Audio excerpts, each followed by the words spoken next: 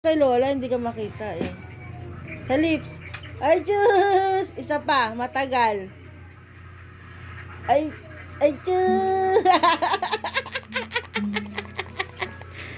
Baita! Hindi po nasa.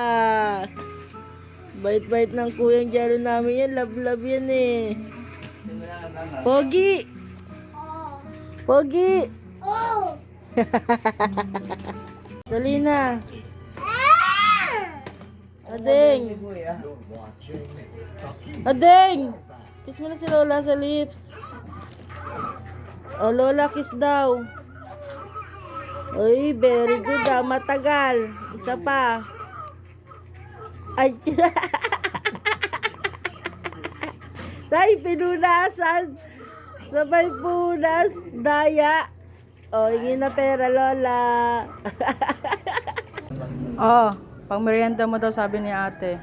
Kami naman lang ingatan mga bagay na di ko pala importante. Pang merienda daw sabi ni ate. Sa akin 1,000. Hindi mo na lang bang nagkakawait. Hindi, madami ka, may pampers ka pa eh. Pengin 1,000.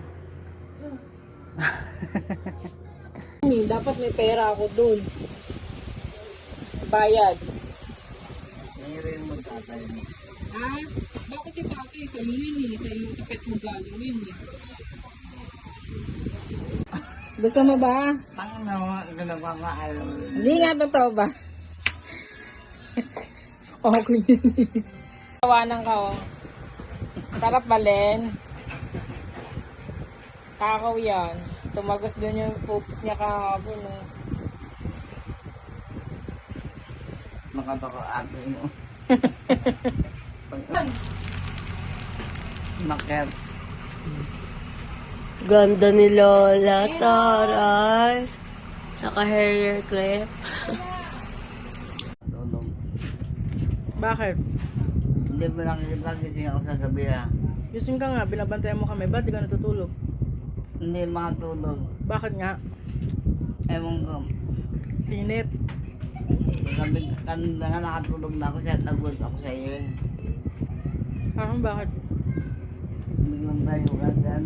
Kala ko nga na paano na.